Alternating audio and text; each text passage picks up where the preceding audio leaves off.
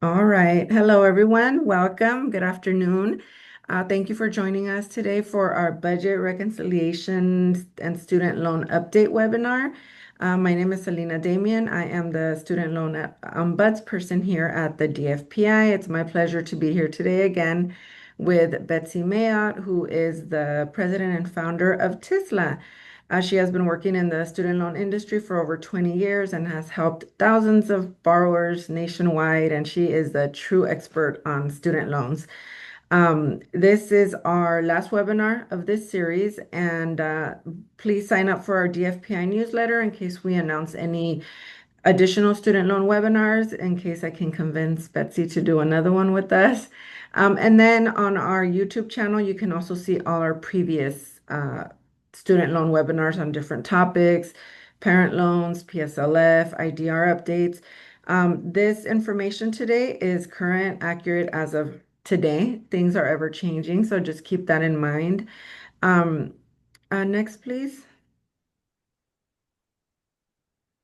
Come on now. Go. All right, for today's agenda, we're going to be talking about the budget reconciliation process, timing and goals, House and Senate bills, and then what's next, and action items for student loan borrowers. Next, please. So let me start with some housekeeping items. Throughout the webinar, your video, microphone, and chat feature will be disabled. You can enter questions in the chat feature, chat function. We will be answering those questions there. This event is being recorded and will be uploaded to our YouTube page within the next few days. And then, as I said, the information is accurate as of today. Next, please. So about DFPI, we are the state's consumer protection agency and we regulate companies of financial products, and this includes federal and private student loan servicers. We accept and evaluate consumer complaints for student loan borrowers. That's going to be any complaint against your servicer, where you feel they're violating any provision of the Student Borrower Bill of Rights or Assembly Bill 376. That is a state protection or state law for borrowers. Basically, they have to provide you timely and accurate information, process paperwork in a timely manner. We know that some of that isn't happening. They have to answer any of your inquiries and give you information on any discharge plans, discharge forgiveness on any federal benefits that you may have, and really help you. The goal is to, they should be helping you stay out of default. So it's really important.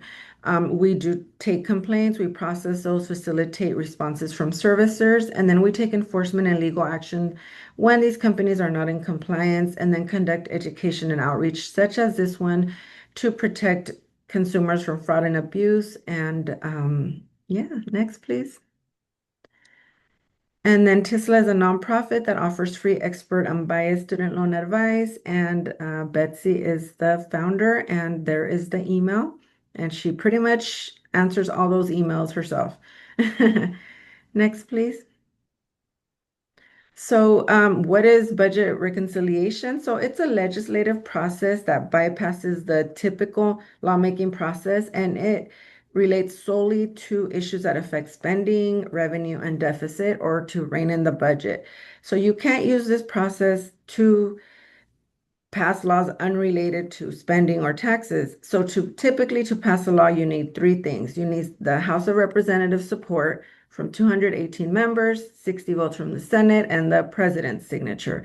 So when there's a slim majority, or it might be challenging to pass certain proposals, get the 60 votes, they use this process because it only requires 51 votes. Through this process, they also don't have to worry about a filibuster. So this process has been used approximately 2 dozen times since the 1980s. And then recently, the One Big Beautiful Bill was introduced, and it's a significant budget reconciliation package, which is aimed at addressing various federal programs, tax policies, and spending measures. And it was recently passed by the House. So this bill includes some changes to financial aid eligibility, student loan repayment plans, PSLF, and parent borrowers, and then we're going to discuss those today. So I'll hand it over to Betsy to get started on that. Thanks, Selena. Um, Celina made a point of saying a couple times that the information we're presenting is true as of today. Or I should even go so far as to say within the last hour. This is really important to know because things are changing and, the decisions that you make, you need to make based on the best information that's available to you. The changes that were made today or that could be made today because of the bird rule, which I'm going to talk more about in a minute, um, they may significantly change the proposals we thought were going to be our future. Or there's a chance they might not end up changing at all. Or there could be a third option. It makes it real. I know people want answers. They want to be told, what do I do with my loans to put myself in the best position possible? And we're not going to know until this thing is signed exactly which direction it's going to go in. So you need to think of it almost like, if you were going to bet on the Super Bowl.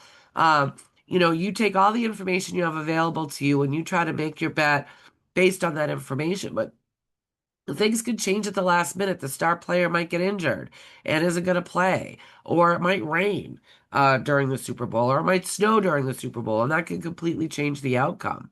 Um, Similar analogy that might be a little people might appreciate more is, you're going on a hike and you look at the weather reports and you look at the three main weather people in your area and you look at those reports and you sort of pack based on those three weather reports put together. And the weather could end up being very, very different from that. This is kind of the same thing. All you can do is absorb the information that's out there and try to make the best decision based on the information that's available, knowing that it could snow instead of rain, or that the star quarterback could trip and fall and break his leg on his way down to the locker room. Um, and again, you got to work, you got to make the best decision you can based on the information that's available.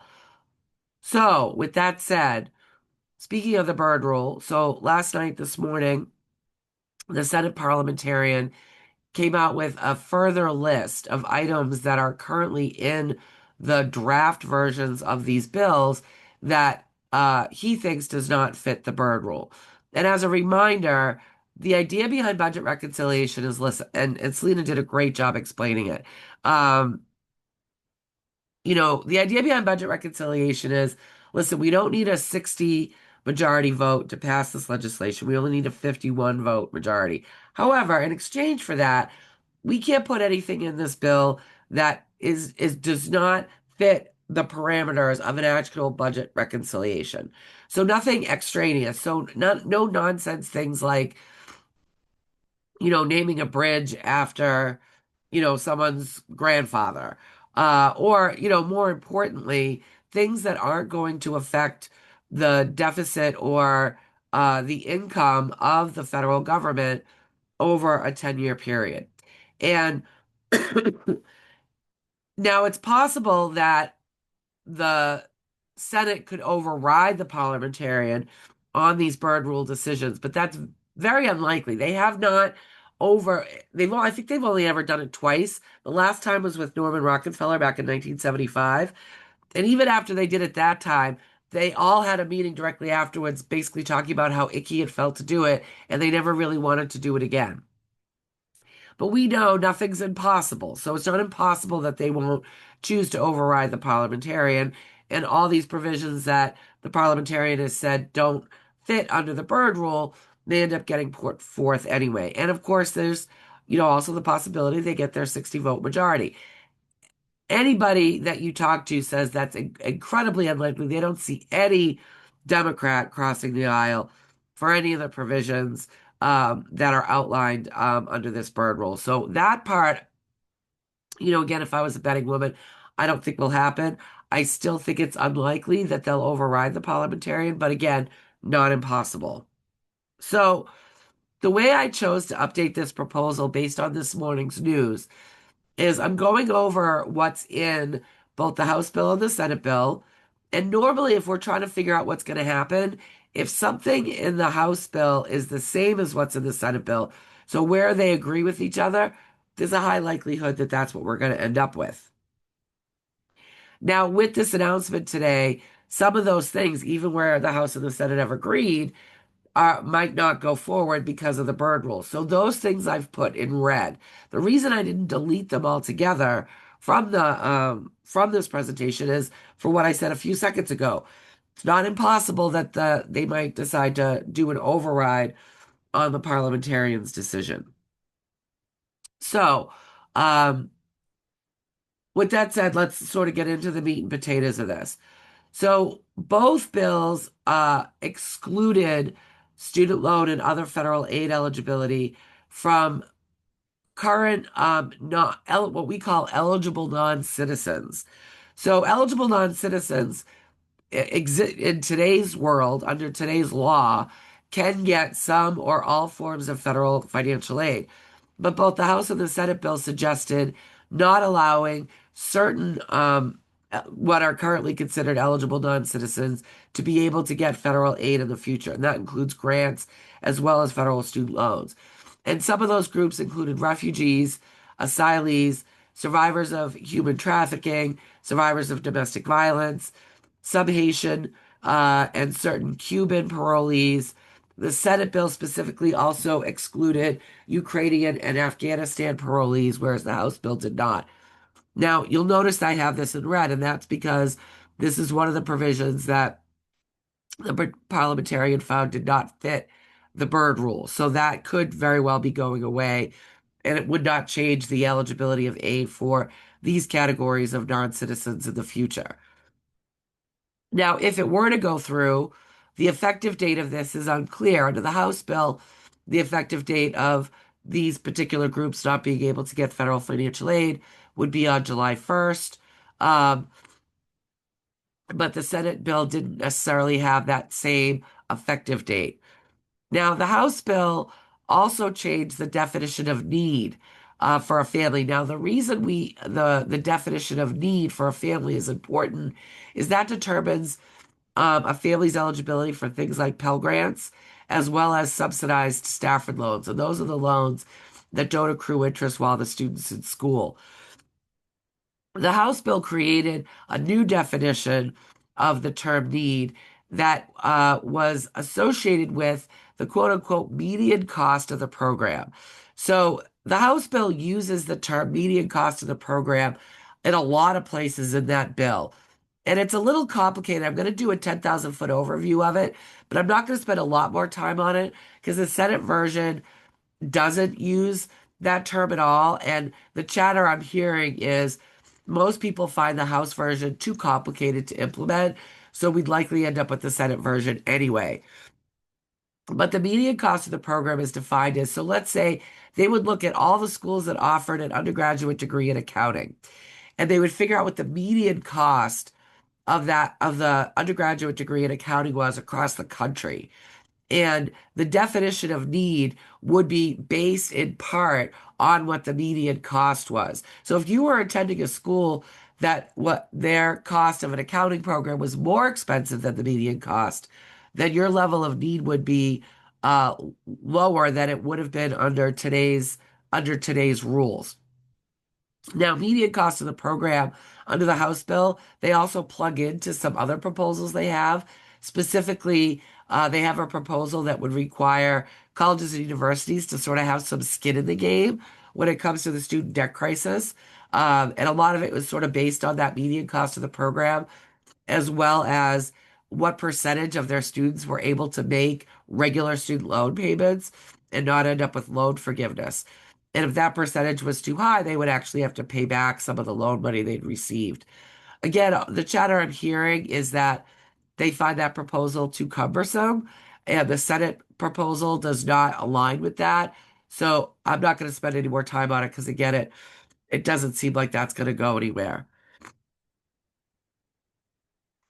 For Pell Grants, excuse me, um, both the House and the Senate bill create what they're calling workforce Pell Grant programs that will essentially allow Pell Grants in programs that are shorter than a year in length, so more like certificate programs, programs that today aren't typically eligible for Pell Grants. Now, I have that, you'll notice I have that in red And that's because the Byrd rule finds that the Byrd rule excluded these particular proposals as well. So it doesn't appear like that those will survive. The House bill also requires more credits to be taken in order to get a Pell Grant in the first place. So they would cut off access entirely for anyone not taking at least 6 credits to get Pell. And then for full-time borrowers, they wouldn't consider you full-time unless you were taking at least 15 credits. Right now, it's 12. There's a lot of criticism over that proposal, and the Senate does not agree with it because this especially targets working parents and what we call non-traditional students, people that have to work full time while they attend school. It's likely they lower income families won't be able to afford to take additional credits, and working families might not have the time to take the additional credits. So there's been a lot of criticism around that, and again, the Senate bill does not align with that, so I don't necessarily think that will go through either. What both proposals do is they add 10 million to shore up the Pell Grant program because otherwise we were going to have a shortfall over the next 10 years. The only difference, excuse me, between the House and the Senate is that the House bill adds that sort of influx of cash over a 2-year period where the Senate does it all at once. All right, now let's talk about the topics where I think most of you are really here for, which is what's happening with student loans. So let's talk about new loans. So these would be loans made in the future. Now, the House version gets rid of the subsidized Stafford program altogether, and also gets rid of the Graduate Plus program, as does the Senate bill. Um, They also both cap how much you could get in annual loan limits, and it's a little different between the House version and the Senate version. Again, what I'm hearing is the Senate version is more popular than the House version. A, because it's less extreme, and B, because it's less complicated. But so under the Senate version, again, there would be no more Graduate Plus loans, and that's for future loans. It would be tiered in. So people that were attending school and already had taken out a Grad Plus loan at the time this bill passed would be able to continue to borrow Grad Plus at the current limits, which there really is no limit for Grad Plus right now, for a maximum of 3 years or until they finish their program, whichever comes first. Unsubsidized Stafford loans would be capped. Um, if unless they were in like a medical program or a legal program, it would be capped at the current limit of 20,500. Um, those in medical programs or other professional degrees like lawyers would be able to get 50,000 a year in unsubsidized Stafford. The total aggregate lifetime limit they'd be able to borrow would only be 100,000, and for professional students it would be 200,000. The other big change there is right now, the aggregate loan limits that exist for Stafford loans, if you get forgiveness or you pay off some of the loans, you maintain that aggregate limit. So if you hit your aggregate limit, but then you pay off 50 grand, you can now borrow that 50 grand again. Under this proposal, you wouldn't be able to do that. Under the Senate version, parent loans would be capped at $20,000 per student per year and no more than a total of 65,000 per student. Now that's a lot less extreme than the House version that would cap total Parent Plus borrowing at 50,000 per parent borrower. So whether you had one child or 12 children, you'd never be able to borrow more than $50,000 total in Parent Plus borrowing. Now, that's a double-edged sword. There's a lot of people that support that because let's face it, the Parent Plus program can be considered a predatory loan program because there's currently no limits. There's a very mild credit check, and nothing in the credit check has anything to do with your debt to income ratio. And there's somewhat limited repayment options available to parent loans. On the other hand, by capping or excluding Parent Plus loans altogether, there's a distinct possibility that you're very much limiting college access and choice for lower and middle class families that can't close the gap other than with Parent Plus loans or with Graduate Plus loans. My personal fear is, so let's say you do reach the limit, whether it be you're a graduate school borrower and you've reached the new graduate limits, or you're a parent of an undergraduate borrower, an undergraduate student, and you've reached the Parent Plus limits, but the student hasn't finished their degree yet. Your only option, if you can't afford to pay for it, is to go to the private loan market. Now, private loans can be difficult. First of all, private loans, I say, are essentially credit cards that are harder to discharge in bankruptcy. They very rarely have any lower payment options or other safety nets available if there's a financial crisis and you can't afford the payment. But the other problem is if you're not applying for a private loan until you've reached the federal loan limits, even these new federal loan limits, now your debt to income ratio is probably very high, and you might not qualify for a private loan even if you decided it was a good financial decision. So my fear with these proposals, even though I do think we have to sort of do something about the Parent Plus loan issues and even the borrowing amounts around for graduate students. I'm not sure this is the solution because I'm afraid it's going to increase the number of people with debt and no degree. And if you look at the statistics, the people most likely to default aren't the people that owe the most in federal student loans. It's the people that actually owe the least. And that's because they're the people with debt and no degree. Those of us that might remember fondly, or maybe not so fondly, depending on your position, the Biden administration's attempt to do loan forgiveness, his proposal would have benefited the people that owed the least the most. The people most likely to get forgiveness were the people that owed $12,000 or less. And that was calculated because that was based on the people that were most likely to default. And the reason those people only owe $12,000 or less in most cases because they never finished their degree. And again, the people that don't finish their degree are something like 40% more likely to default on their loans than anybody else. And that includes people that owe multiple six figures in federal student debt. So again, while I agree that we do need to do something to ameliorate the student debt issue, these proposals to me are a double-edged sword because of the reasons that I just explained.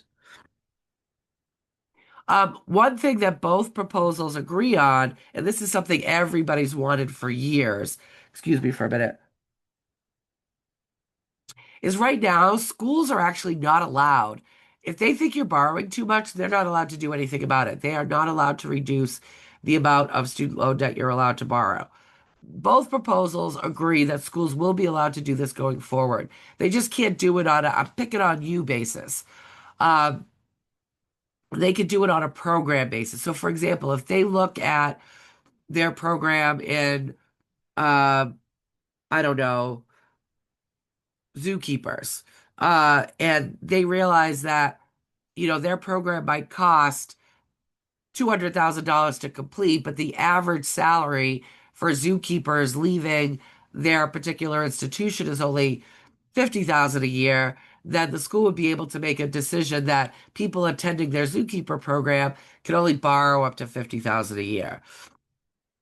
Now, just to be clear, when I say schools can't pick on an individual, that's not 1,000% true.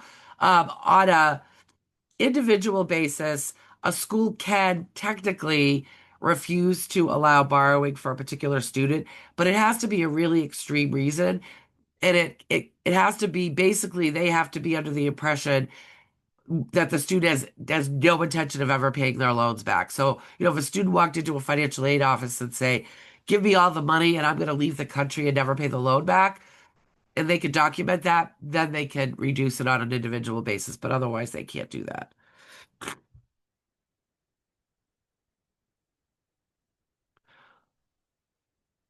Now, as I mentioned, both bills for these restrictions on future borrowing, it's more of a slope rather than a cliff. So, as I mentioned, people already enrolled in a program at the time that this bill passed, and they've already borrowed a loan. They could continue for the lesser of 3 more years, or until they should have completed their program. So, let's say you're in a 2-year master's program and this thing passes and you're already a year into it, you could borrow for one more year under the current limits because the typical time to complete your program was only 2 years. If you're an undergraduate and you're 1 year in and it's a 4 year program, you could borrow for another three. You had to, in order to fit this criteria, you have to already be enrolled and have taken out a loan as of June 30th, 2026. The only exception to that is the Senate version does the maximum limits for professional students of 50 grand effective July 1st, 2026, regardless of. So for those people, it's a cliff rather than a slope. All right, before I get into the next section, I'm going to take a breath. I am going to, for everybody's benefit, briefly shut my camera and microphone off for a second so I can blow my nose. And I'm going to check in with Elaine and Celina to see if they got any questions so far that might be good for the whole group to hear.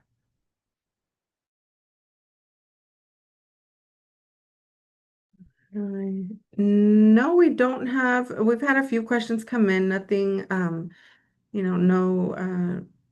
no questions, substantial, they're good questions, but I think you're going to talk about some of the PSLF issues in the upcoming webinar, upcoming slides, but nothing, but yeah, Thank you, and thank you for my cover proceed. for blowing Of my course, nose. of course, let's proceed. I know that you weren't feeling 100%, so thank you. Thank you. All right. So I think, again, I think this is why everybody's here. And I have, fingers crossed, really good news. Um, because we had a big update around repayment plans, at least for existing borrowers, that was affected by this bird rule decision that came out last night or this morning. So under both the House, so listen, one thing that the House and the Senate both agree on is that we need to simplify the repayment plans. And I think while we don't want to take benefits away from anybody, I think everybody can agree that the current repayment plans are confusing. I mean, we have like 6 or 7 income-driven repayment plans, depending on how you define those. And they're all exactly the same except where they're different. And we've got two that have the exact same name but completely different terms. I'm looking at you, old and new IBR. So it adds to the confusion of borrowers. But the flip side of that coin is, as I mentioned, nobody, at least I don't think anybody on this call, wants to take benefits away from existing borrowers. And Congress has never taken benefits away from existing borrowers. And to give you an example of that, borrowers that took loans out prior to 1993 have eligibility for a multitude of these weird little niche deferments that nobody else has access to. And to this day, Congress still has never taken those deferments away. Even in these bills, they don't do it. And so these are deferments like, pre-93 borrowers can get a deferment if they adopt a child, or if they're a working mother, or if they're temporarily disabled, or if they work for the National Oceanic and Atmospheric um, Administration. And we have a unit of that down by me down on Cape Cod. Um, and again, those deferments still exist.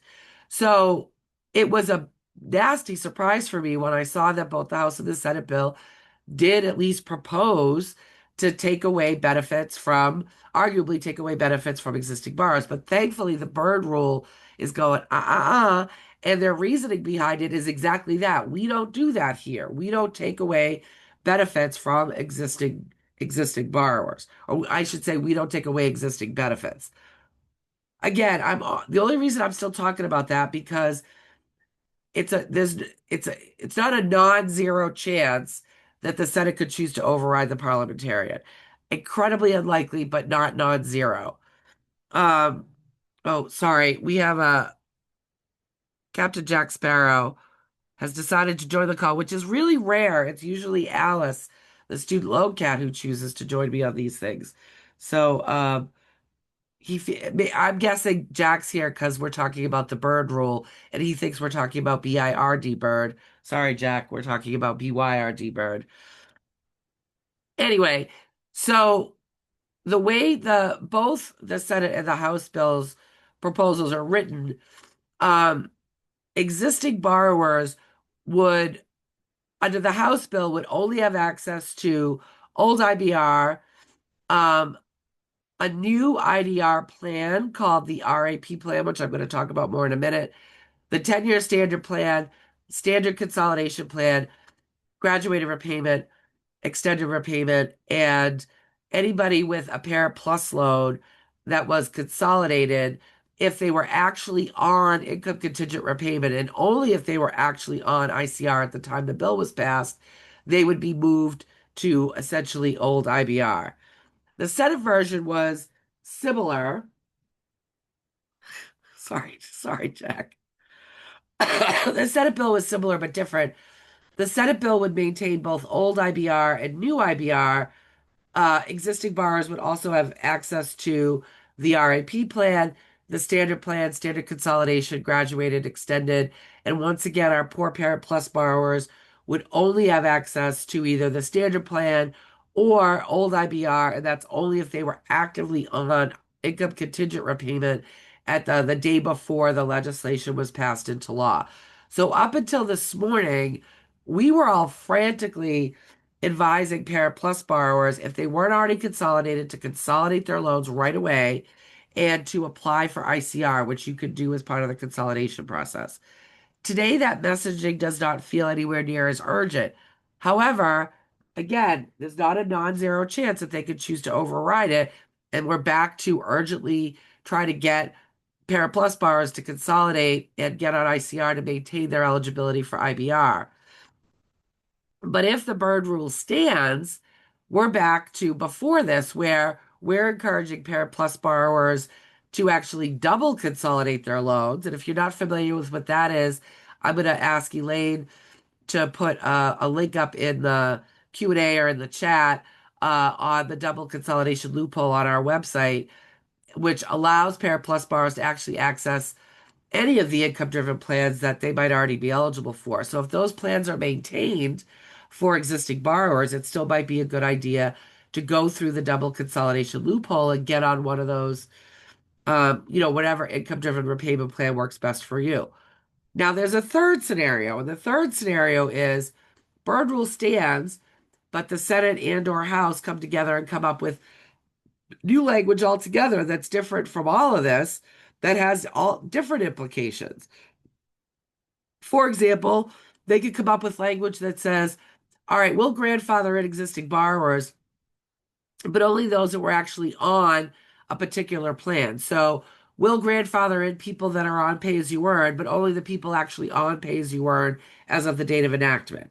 Or we'll grandfather in Parent Plus borrowers that are double consolidated, but only if they were double consolidated as of the date of enactment. There's all kinds of different scenarios. So if I'm freaking you out, I'm sorry. But it's really important that you understand that nothing's in stone. We can only go with, what's more likely than not.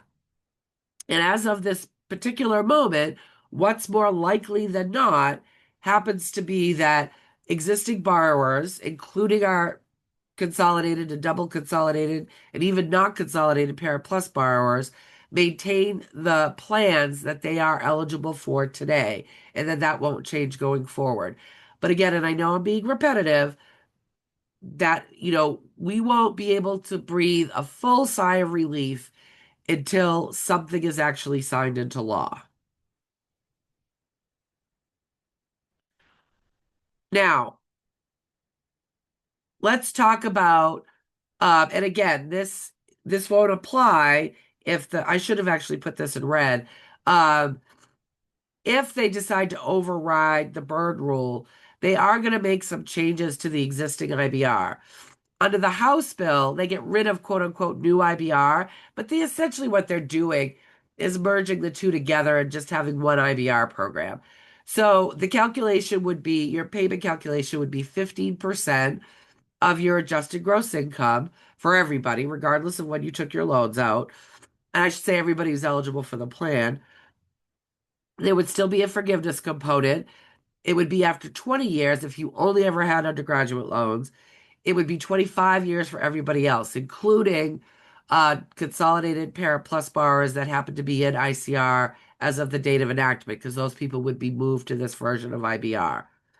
Under the Senate bill, The effect is basically the same, except that they're maintaining new IBR. Now, new IBR, they calculate the payment off of 10% of your adjusted gross income minus an allowance based on your family size and state. And forgiveness under new IBR is 20 years, regardless of what kind of loans you have. And under old IBR, it's 25 years, regardless of what kind of loan you have. Um, Consolidated Parent Plus loans that are on ICRs of the date of enactment would get moved, I believe, to old IBR only. One thing the Senate bill also does is right now, in order to be eligible for either new IBR or old IBR, you have to have what's called a partial financial hardship, meaning that your payment amount under old IBR, new IBR has to be less than what your payment would have been under a regular 10-year standard plan, which means that higher income borrowers don't have access to old IB. People with higher incomes and low student loan balances can't get into old and new IBR, which is problematic for people that are really close to forgiveness. So again, the Senate version gets rid of the PFH requirement for those plans. Again, all of this is moot if today's Byrd ruling stands, but if it doesn't, again, the small chance that it doesn't, this is what it would look like. All right, Elaine, Celina, any questions about existing borrowers before I get into new borrowers? I think a lot of the questions coming in right now we're seeing are about the idea of a new borrower or uh, anyone, how that would be defined. But there is a little bit of a question on the idea of pending applications for those who have outstanding applications with the U.S. Department of Education, just switch their IDR plan and Yeah, how that I would was worried affect them about and the that too, criteria. which is why another reason I was delighted by the Byrd rule today because, the way the language is written in these bills, my interpretation is you'd have to be actively on the plan. Now, that doesn't mean that the Department of Education might not make the decision to use what we call a trigger event of, someone who had submitted a completed application as of the date of enactment. Um, or, historically, Congress has consulted with agencies when they're writing laws that affect those agencies to get their input. And I would like to think that if the Byrd rule didn't stand, that the Department of Education would be providing guidance to Congress saying, you should probably tweak that language to make it something to the effect of, for borrowers who had submitted a completed application as of the date of enactment or something that would loop that in. But, worst case scenario is none of that happens. Byrd rule doesn't stand and they don't change the language and the Department of Ed doesn't decide to sort of write their own trigger event for it. It's arguable whether they would be allowed to do that. It's also arguable whether if they did decide to do that, even if they weren't allowed to, whether anybody would challenge it in court. But there is a scenario where people applied and it didn't get in, and they still end up with the short end of the stick.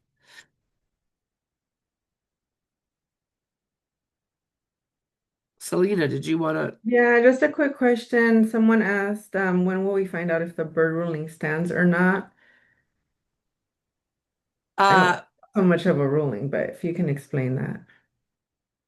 you know, it's we likely won't really know how all this is going to play out until August, quite frankly. It's not going to be tomorrow, that's for sure. The original deadline for budget reconciliation was the 4th of July. Obviously, that's not going to happen. The new deadline is really going to be when we're going to hit the debt ceiling, which people anticipate will be August or maybe even as late as September. We're not going to know for sure what's going to happen with any of this until this goes to the White House for signature. I hate to say it. But, you know, whether there is going to be an attempt to override the bird rule. We'll start hearing chatter before that. It's just going to be a matter of, and if you're trying to get a sense of whether it's going to be overruled, pay attention to how many people are, how many senators are calling for an override of it. If it's only one or two, I wouldn't worry about it. But if it's a lot, maybe worry about it a little bit. But remember, they've only done it, I think, twice ever, and the last time was in 1975. And if you read up on that, everybody felt really icky about it when they did it.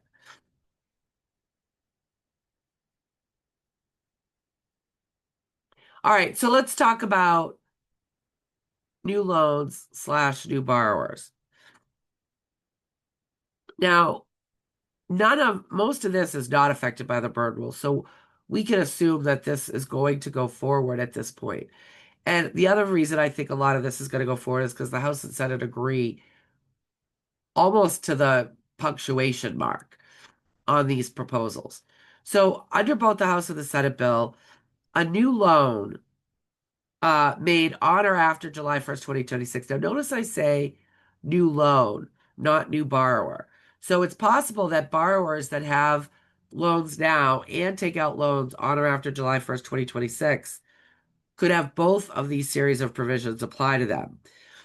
But under the current proposals, loans made on or after July 1st, 2026 would only have access to a new income-driven plan called the RAP plan.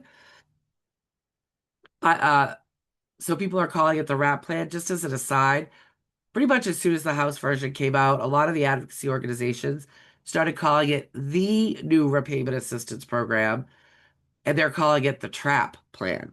So I was convinced that the Senate version would call it something different, so it wouldn't be called the TRAP, but they haven't, at least so far. And I'm going to talk more about the RAP plan in a minute. Their other option will be a standard plan, and the standard plan would act not sort of similar to what we see with consolidation loans today, only different terms. Under the standard plan, the borrower would have the same payment amount every single month, and the term would depend on how much they owed. So if they owed 25 grand or less, their term would be 10 years, just like it is today. If they owed between 25 and 50, it would be 50 years. If they owed between 50 and 100, it would be 20 years. And if they owed greater than 100,000, their term would be 25 years, and their payment would be the exact same amount every month for that 25 years. If they took a forbearance and had extra interest, their payment could change a little bit to make sure they still paid it off within the 25 years. But essentially, their payment would be right around the same amount for that period of time. The standard plan would also work the same for people that consolidated on or after July 1st, 2026. And by the way, anybody with loans today that consolidated those loans on or after July 1st, 2026, they would only have access at that point to the RAP or the standard plan. So anybody who, assuming the Byrne rule stands, and today they have access to IBR, and new IBR, and pay as you earn and ICR, you consolidate after July 1st, 2026, you lose access to those plans. So people are going to want to be very careful. I mean, under these new rules, I can think of very few reasons why anybody might want to consolidate after July 1st, 2026. The exceptions being people in default, or people that might have a FFEL loan or a Perkins, or people that might be trying to get a beneficial weighted average on their PSLF count. But other than that, there's going to be very few reasons for someone who might even want to consolidate after July 1st, 2026. Anybody with a Parent Plus loan made on or after July 1st, 2026 will not have access to any income-driven plan, including the RAP. They will only have access to the standard plan. So any parents out there considering borrowing in the future for their student, you need to do the math and make sure you're going to be able to afford the standard repayment plan, because you're not going to have any other options under the current proposals. And while I hope that there's changes to that before these proposals are written into law, I haven't seen any changes yet. So again, I would be doing your budget based on the standard repayment plan And any Parent Plus borrowers that were planning on borrowing Parent Plus borrowers and pursuing public service loan forgiveness, that's something else you're going to want to do the calculation of. No one's taking PSLF away from Parent Plus borrowers in any of these proposals, but the fact that you're not going to have access, the fact that future Parent Plus loans are not going to have access to any of the income-driven plans, it could make PSLF not beneficial to some borrowers, unless, of course, they're borrowing, the maximum amounts. All right, let's talk about the RAP plan. Again, both the House and the Senate are pretty much in agreement, uh, except for a couple details, which means that this is probably what we can expect the RAP plan to look like for new loans. So under the RAP plan, the payment amount is the borrower's adjusted gross income. Um, if their adjusted gross income is $10,000 or less, their annual payment would be $120 total. You divide that by 12, that gives us a payment of $10 a month. So no more $0 payments, regardless of your income, like we see now on the income-driven plans. But if you have a very low, anyone with a $0 payment today would likely have a $10 payment under the RAP program. If you have an AGI of between 10 and 20,000, they're going to use 1% of your adjusted gross income and then divide that by 12.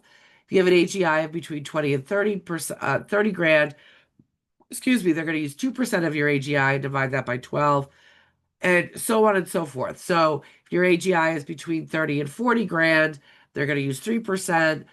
And the max they're going to do is 10%, and that's for people who have an AGI of over $100,000. Now, the other thing they do is for every dependent child you have, they're going to subtract $50 a year from the total payment, and again, divide that by 12. So, for example, if you have a total payment of $200, say $300 a year, based on the calculation that I just explained, and you have two dependent children, your total payment for the year will be $200 a year, and they'll divide that by 12, and that's how much your monthly payment's going to be. Um, the other thing the plan does is if your monthly payment does not satisfy the monthly interest, they're going to waive the extra interest. So there's going to be no negative amortization. Right now, with one of the big criticisms with the income-driven plans, with the exception of the SAVE plan, which we know is dead, is that if the borrower's payment didn't cover their monthly interest, someone could be paying every month and their balance would just go up. That would not happen under the RAP plan. So, if you were accruing $100 a month in interest and your payment under RAP was $10 a month, then you would not see that extra $40 in interest would be forgiven right off the bat. The other thing that they do is that if the payment doesn't reduce your principal by at least $50, they're going to automatically reduce your principal by the lesser of $50, or the difference between whatever your monthly payment is, your billed monthly payment, and what was actually applied to principal. So, in other words, no matter what your payment is, you're not going to see your balance go up, and you should see your balance go down by at least $50 a month. So, in that respect, and you'll see on the chart that I'm going to show you in front of you, for some borrowers, the RAP plan is actually a little bit lower per month than some of the plans they might be eligible for today. And for some borrowers, the RAP program might actually cost them less over time, over the long run, than the current payment plans do.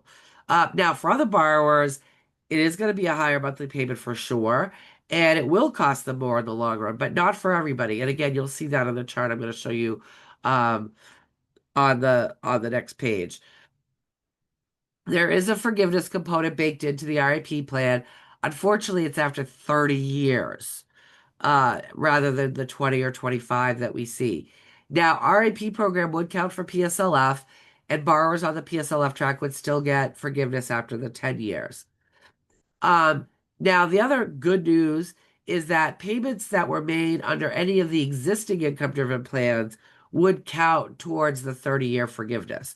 So if you decided that the RIP program was better for you, and you already have IDR payment counts under your belt or PSLF counts under your belt, and you wanted to move to RIP, you would not be starting at zero counts. You'd be starting at your existing counts would still benefit you. Um, any payments you make would be applied to interest first. If there were any late fees, then it would go to late fees, and then the rest would come off principal balance. Now, the house version, so right now under the income-driven plans, if you're married and you file your taxes separately, they only count the borrower's income in the calculation under all the IDR plans. And the House version would maintain that. The Senate version, however, would require spousal income be used regardless of tax filing status. So that alone could significantly increase a lot of borrowers' payments. It's unclear which provision is going to win out in the end, to be honest with you. I'm 50-50 on this one. Um, I'm especially concerned that it might be that they would not allow married filing separately anymore because of the Bird Rule announcement today. Because the downside of the Bird Rule announcement is it cuts a lot of the savings that made up these bills. And my fear is that Congress will be looking to make up those lost savings in other ways.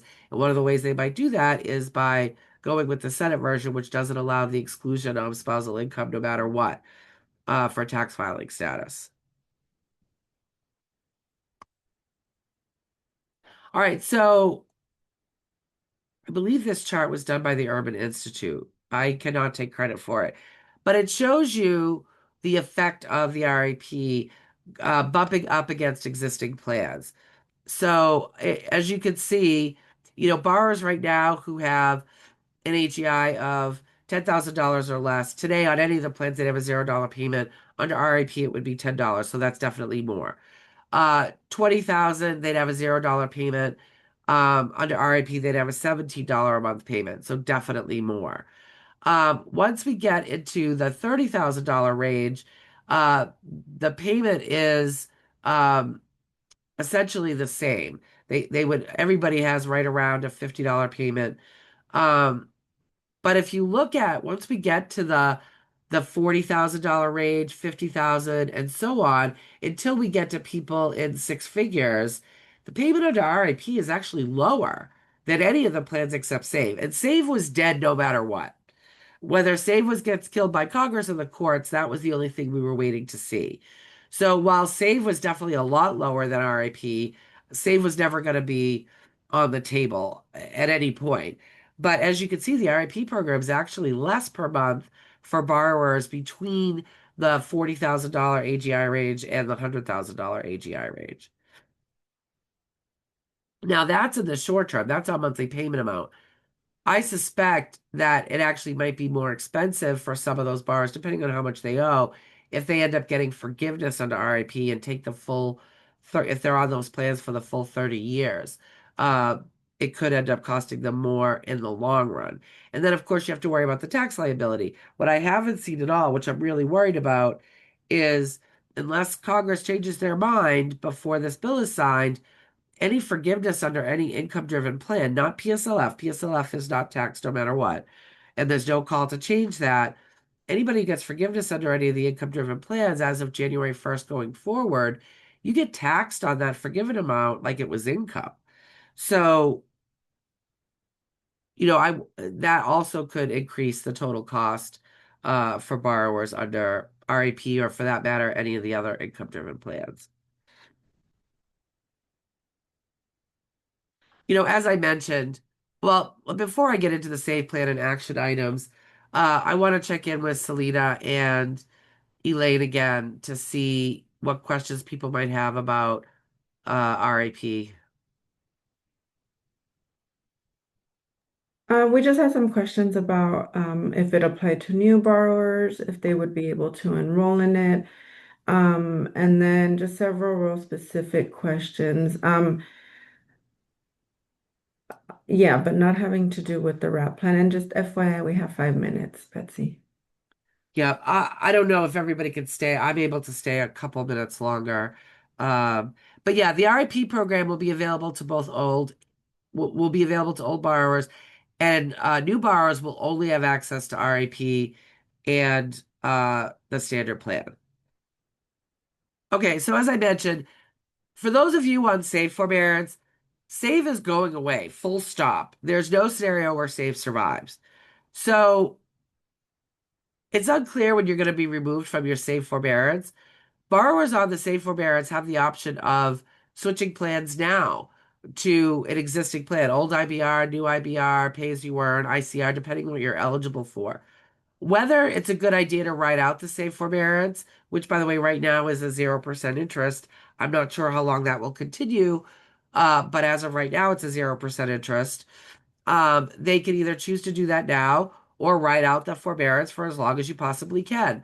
At some point, probably within 9 months of the date of budget reconciliation is signed into law, you are going to get moved into another plan. So for those borrowers pursuing PSLF, you know, they are starting to process what's called buyback.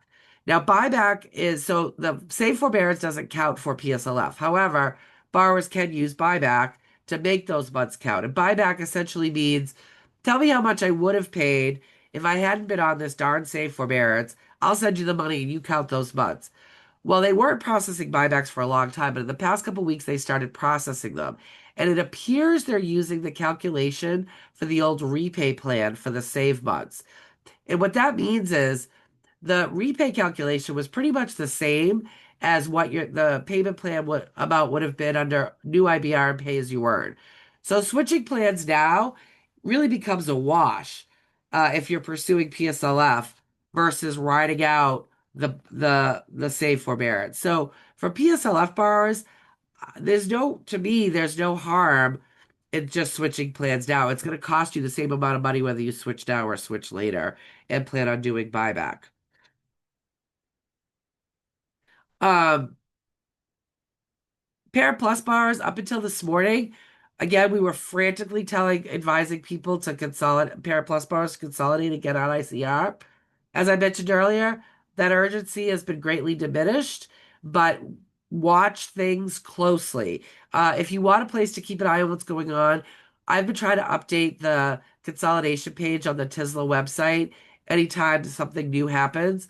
Again, the advice we're giving is based on the information that's available now, and things can change. So you have to sort of do your own research and make the decision that you think it is gonna be the most fruitful for you based on what we're seeing happening with reconciliation right now. PSLF. So the only thing that either bill touched with PSLF was it made it so periods of medical residency and dental residency didn't count for PSLF. Well, the Byrd rule went, that doesn't fall under that criteria. So it looks like that one single change to PSLF is probably also going away. Um, the House version gave those periods a zero interest forbearance. But again, it looks like the Byrd rule is going to get rid of that altogether. Now, with that said, there's a negotiated rulemaking starting on Monday that may also make changes to PSLF. Now, I got to be honest with you, I personally cannot talk about that very much at all because I was chosen as a negotiator. And traditionally, it's considered bad form and in the best of lights, and negotiating in bad faith in the worst of lights for negotiators to talk about neg reg proposals before neg reg is over. We don't talk about it in the press. We don't talk about it in social media. And talking about it in a webinar probably falls under that category too. So in order to make sure that I don't want to sully this in any way, so I can't really talk about it very much. But what I can say is that negotiated rulemaking cannot do anything that's contrary to federal law. Negotiated rulemaking historically cannot do anything that is retroactive. And if you want to keep an eye on what the proposal is for the neg reg and keep an eye on what's going on in neg reg, I've put a link at the end of this presentation that I think Elaine might also put in the Q&A where you can keep an eye on what's going on with neg reg. In fact, If you really want to, you can watch it as it's happening live, because there's a Zoom link that you can register for where you can watch what's going on with NEGREG. Once NEGREG is over, typically NEGREG takes like 4 months. This time, and I've never seen them do this before, they're only doing one meeting. So unless they call for a second meeting, which I don't think is likely, NEGREG will be over on July 2nd, and then I can say whatever I want. But until then, in order to preserve the integrity of my seat at the table, that's pretty much all I'm going to say about it. Um, Couple last quick things. I know we're right at time. Uh, both both House and Senate bill get rid of economic hardship and unemployment deferments for new loans made on or after, depending on which proposal you look at, July 1st, 2025, which if they don't pass it by then, which they're not, is not going to happen, or July 1st, 2026. Um, they both allow defaulted borrowers to rehabilitate their loans more than once. So for borrowers that already used their one-time rehab attempt and then unfortunately default again, they will still have one more Hail Mary to be able to get out of default. I think that's very likely to happen. And both proposals limit forbearance to no more than 9 months every 2 years. I'm a little worried about that may cause an increase of defaults, but I do know that forbearance has been um, seen in a very negative light over the years. So I think this is the Department of Education and Congress's way of trying to encourage people to use more long-term solutions like an income-driven repayment plan. Um, I am a little worried about the limitations because not every situation fits these policy proposals. So I'm a little worried about increased defaults with those things. The proposals also get rid of things like things that most advocates see as protections for borrowers. So things like bar defense and closed school discharges, and those uh, make it so borrowers are not required to, they get their loans discharged if their school committed fraud or if their school closed before they were able to complete their degree and they're unable to complete their degree anywhere else. The Bird rule, they haven't come out with a definite decision on that, but they've indicated that they look at those two proposals as unlikely to fit the Bird rule criteria. Um, for bar defense, the Senate, I don't think they're going to get rid of even if it does pass the Byrd rule criteria, which again I don't think it will. But if it did, I think we'd end up with at least the Senate version that just it keeps bar defense but reverts it back to the 2019 version, which is not as borrower friendly, but at least it still exists. Uh, it is there for borrowers. And both bills do create a form of risk sharing for schools to give them a little bit of skin in the game.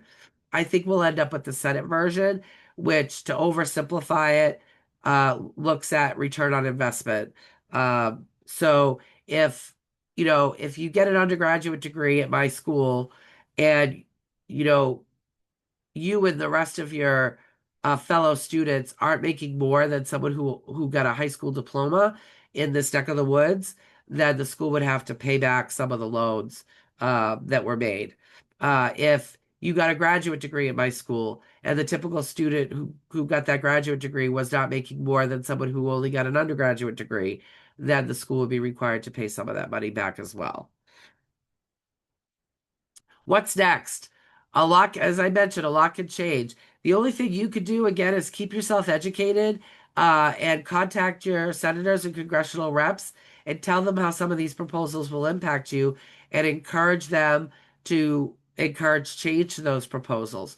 The best thing you could do in this situation is tell your story, but any suggestions you have don't just say, don't do this.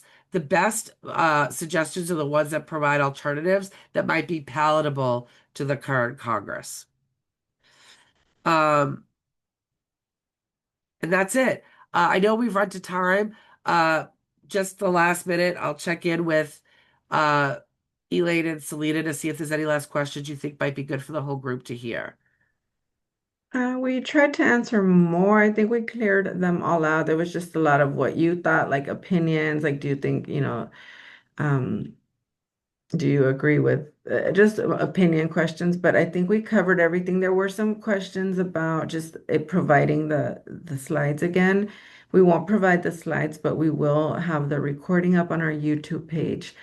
Um, but we did the emails. Please feel free to email. There were a lot of specific questions, questions regarding save, should I switch over, PSLF related questions. So please email us with those. We just, yeah, those are a little bit more detailed. So we want to take our time with those.